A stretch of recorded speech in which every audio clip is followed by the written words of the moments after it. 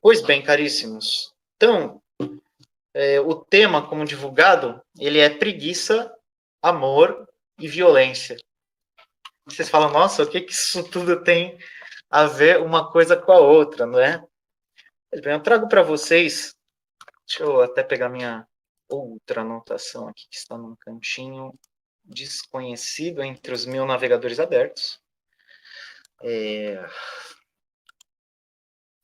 Pois bem, então é conhecido nosso já a história dos pecados capitais. Temos 7 pecados capitais. Eles se chamam capitais porque eles são a cabeça de todos os outros vícios que podem acontecer na nossa vida.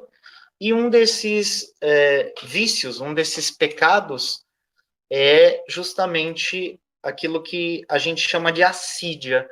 É uma palavra que não é tão conhecida nossa, né? Assídia. O que é assídia?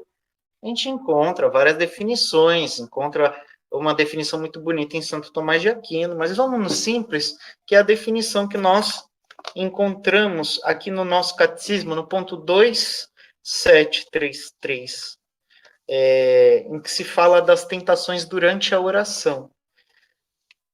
Diz o catecismo o seguinte: outra tentação, dentre as que são citadas acima, cuja porta é aberta pela presunção, então, quando a pessoa ela é presunçosa, é assídia, que também é chamada de preguiça. Assídia também é chamada de preguiça. Os padres espirituais entendem essa palavra como uma forma de depressão devido ao relaxamento da ascese, a diminuição da vigilância, a negligência do coração.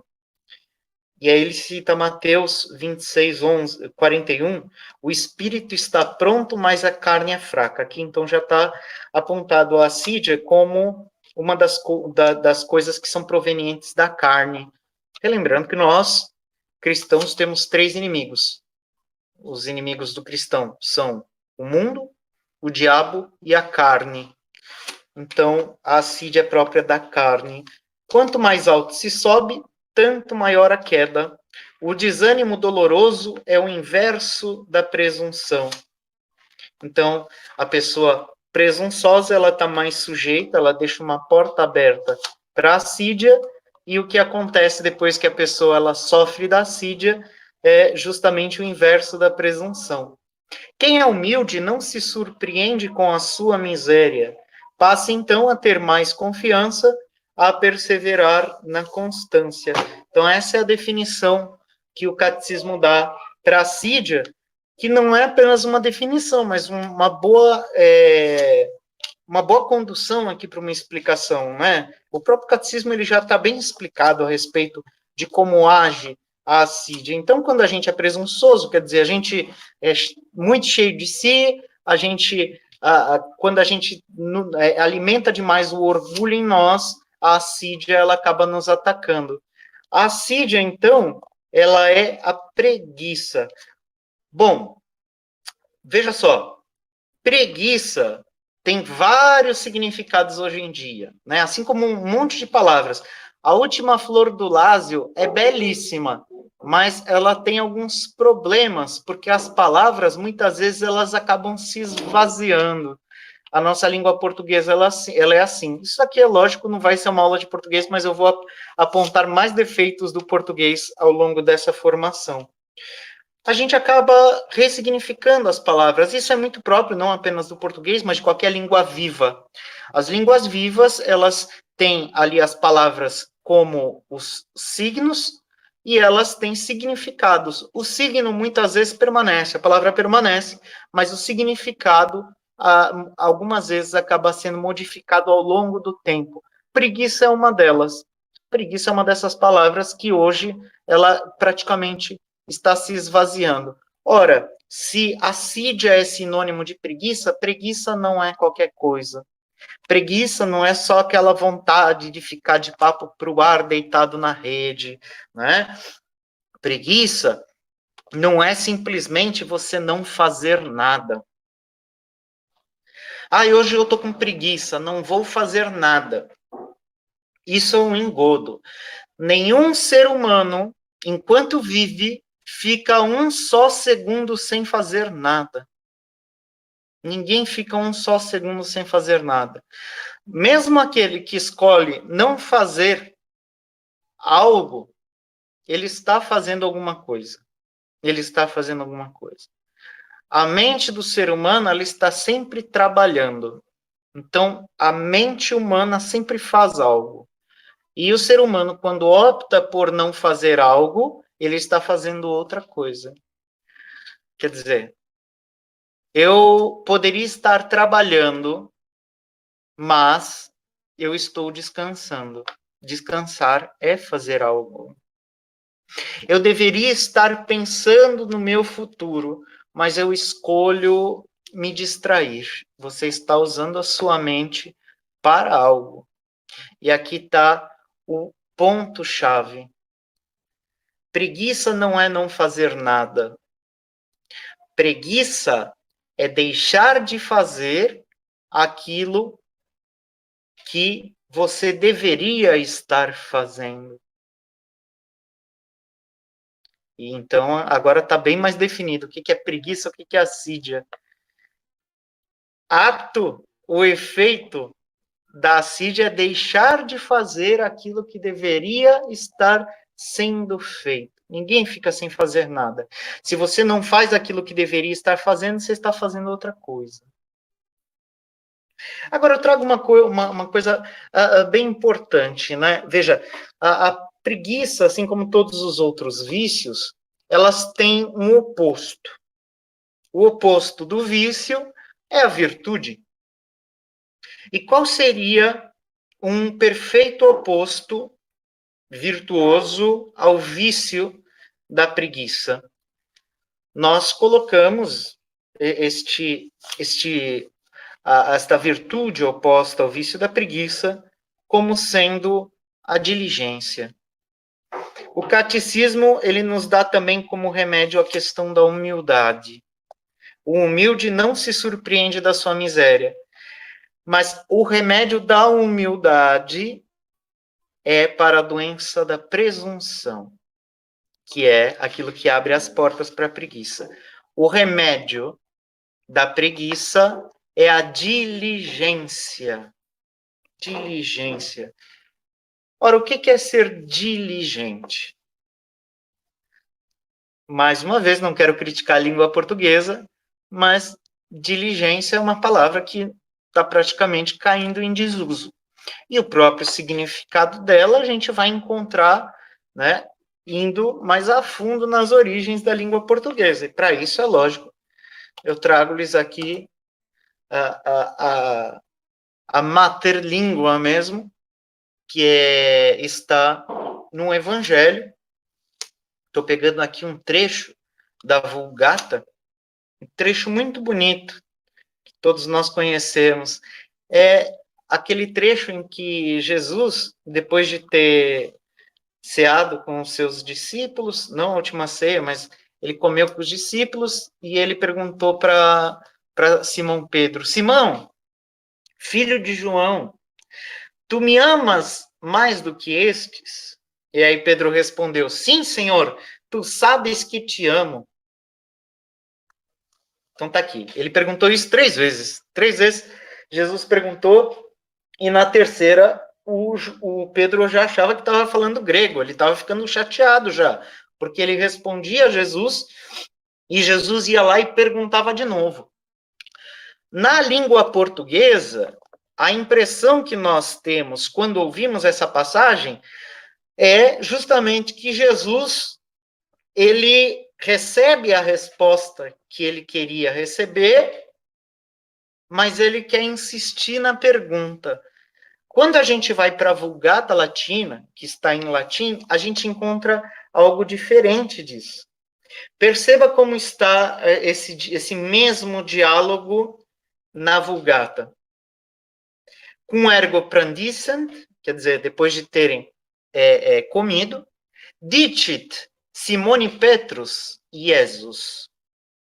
Simão Ioannis, quer dizer, Simão de João, diliges-me, plus quis dicit ei etiam, Domine, tu scis quia amo te, dicit ei, paces annos meus. Percebam só, aqui, só lendo um versículo, você já consegue entender como existem, Deus me livre, a língua portuguesa é maravilhosa, mas ela tem algumas falhas. Quando estavam jantando, a tradução literal, Jesus disse a Simão Pedro, Simão, de João, tu me diliges? Tu me diliges?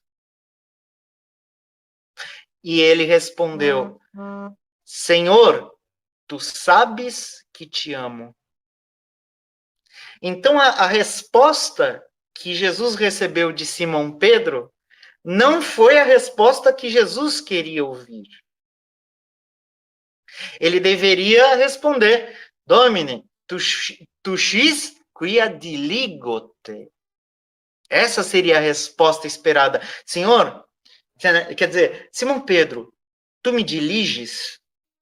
Senhor, tu sabes que eu te dilijo. Que é a outra palavra que é bruta, né? Não se usa. Essa seria a tradução mais literal, mas no português acabou se traduzindo como Senhor, tu sabes que te amo. A pergunta de Jesus não foi se Simão Pedro o amava, mas se ele era diligente em relação a Jesus. E aí Simão Pedro vai lá e responde, Senhor, eu te amo. Aí Jesus vai lá de novo e pergunta, Simão Pedro, tu és diligente em relação a mim? E aí ele vai lá e responde de novo, Senhor, tu sabes que eu te amo. Quer dizer, a resposta não era aquela. A resposta, Senhor, eu sou diligente. E agora a gente vai se aprofundar mais na questão da diligência. O verbo latino diligere significa amar. Aí você pergunta, como é que fala eu te amo, te amo em latim? Diligote. Diligote. Você vê em muitos poemas de Santo Tomás de Aquino, pega, por exemplo, no próprio Adoro Te Devote, né? Te diligere, quer dizer, te amar, Senhor. Eu quero te amar. Te diligere. Amar não com a vaziez do significado que o signo amor tem para nós hoje. Porque o amor, a palavra amor, também é uma palavra que, embora tenha o seu signo permanecido, o seu significado vai se alterando ao longo do tempo. O amor, hoje em dia, é qualquer coisa. Qualquer casalzinho de namorado, depois de 2 semanas, fica falando um para o outro, eu te amo, eu te amo, eu te amo. Agora, tudo bem. O que é o amor? Qual é essa definição de amor? A gente já estudou isso anteriormente, a gente sabe que dentro da filosofia a gente tem várias formas de classificar, mas dentro ali da filosofia mais clássica, a gente pode encontrar basicamente 3 tipos de amor. O amor ágape, que inclusive essa palavra ágape é usada até hoje na Grécia para significar o amor, né? Você fala, como é que fala eu te amo na Grécia? Egos agapó. Eu te amo. É a palavra usada até hoje na Grécia. Ágape.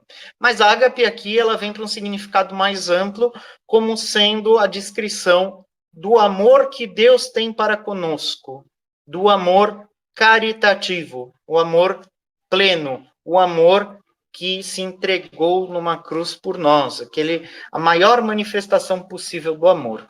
A gente tem o amor filial, né, philos, o amor filial, que é o amor que os pais têm para com seus filhos, que os superiores devem ter para com seus subalternos, o amor que os irmãos devem ter uns para com os outros, embora nós chamemos esse amor de fraterno, é um amor do convívio.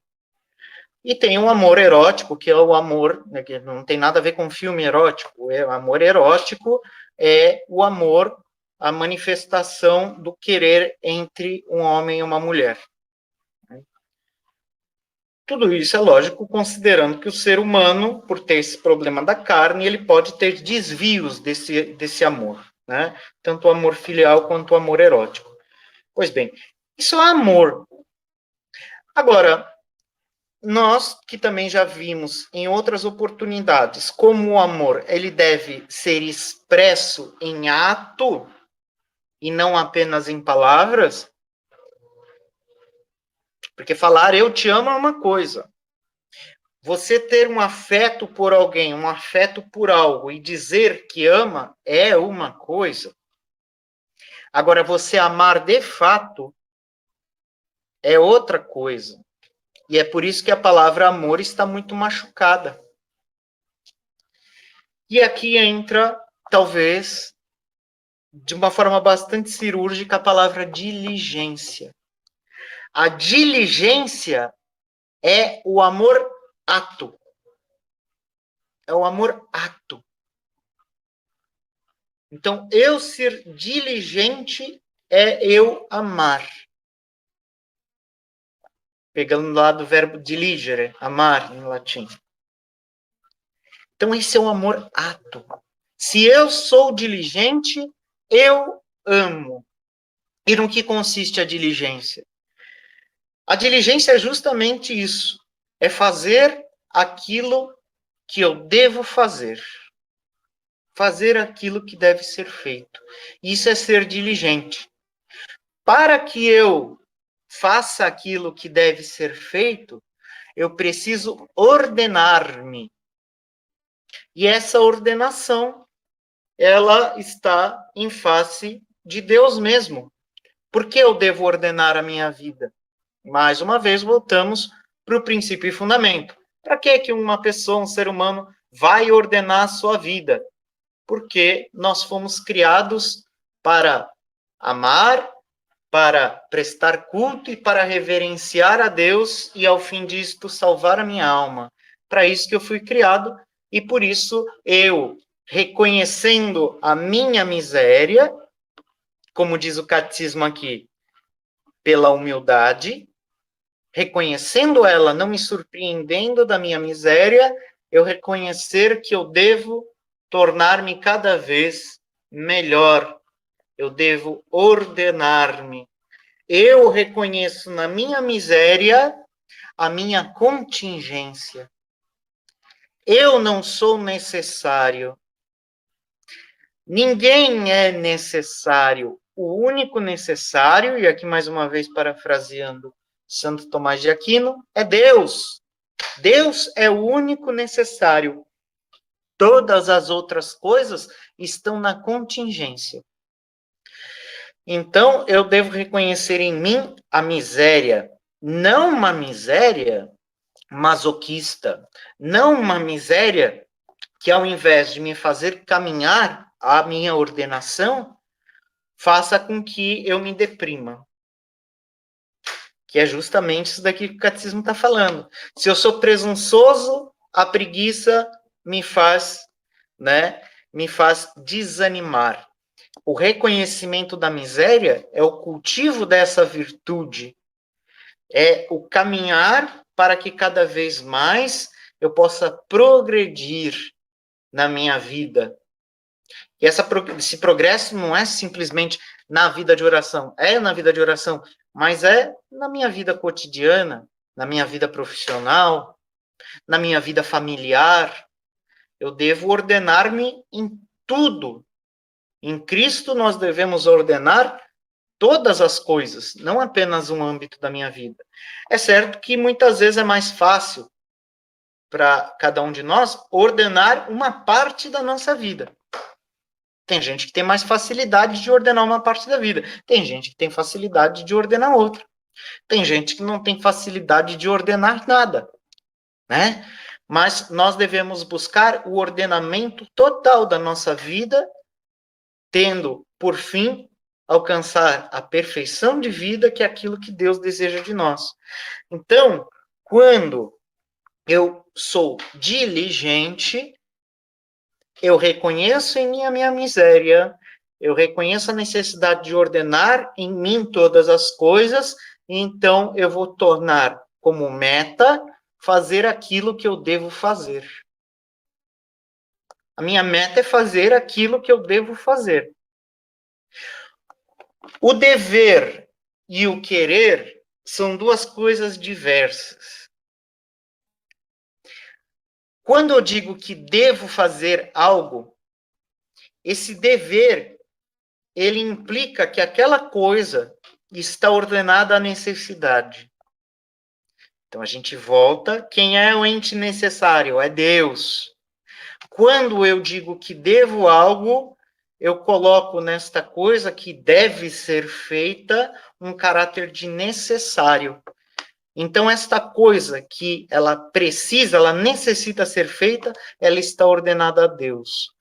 Tudo que é necessário que eu faça, ele está, né, na ordem das coisas de me fazer cada vez aproximar-me mais de Deus. Então, quando eu cumpro com as minhas obrigações, eu estou sendo diligente e eu estou ordenando a minha vida. Você fala assim, mas então só tem, na vida, então só vou fazer o que eu devo fazer. Eu nunca vou fazer o que eu quero fazer? Quer dizer, o que eu devo fazer, né? Quais são as necessidades da minha vida? Eu devo comer, eu devo manter-me vivo, cuidar da minha vida, né? Eu devo trabalhar para trazer o sustento para minha casa e eu devo prestar o culto a Deus, que é devido a Deus, honrá-lo, reverenciá-lo na participação dos sacramentos e ordenar a minha vida. Pois bem, essas são as coisas que eu devo. E o que eu quero? O que eu quero? Eu quero tomar uma cervejinha. Agora me diga uma coisa, você. Tá errado eu tomar uma cerveja, porque isso é uma coisa do meu querer, do meu querer volitivo, a minha alma volitiva tá querendo beber uma cervejinha ali, porque hoje é sábado. Tá errado, porque não é uma coisa necessária? É uma coisa que eu quero, simplesmente? Não tá errado. Não tá errado. Existem coisas que são moralmente neutras, coisas que são moralmente boas e coisas moralmente más. Esse tipo de coisa está na neutralidade, né? Nós, muitas vezes, queremos coisas que são boas, queremos coisas que são neutras, e outras tantas vezes, sim, queremos coisas más. Porque a nossa carne nos empurra para o mal, a cometer o mal. Então, isso age na nossa vontade. Eu tenho vontade de fazer o mal, eu tenho vontade de fazer o bem, e eu tenho vontade de beber uma cervejinha.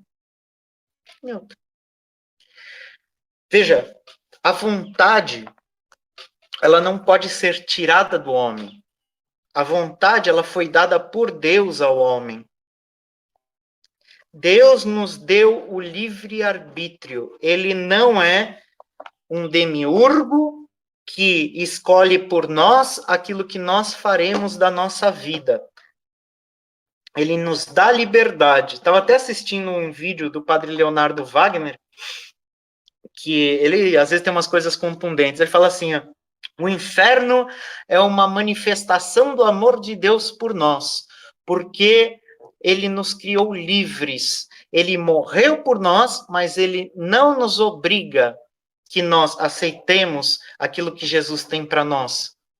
Então, a gente tem a liberdade para ser filho de Deus, para agir conforme aquilo que Deus deseja de nós, e a gente tem a liberdade plena de agir como a gente quiser, e no fim da nossa vida a gente escolher ir para o inferno. A gente é livre para isso. Então, isso seria uma manifestação do amor de Deus por nós, que não violenta a nossa vontade.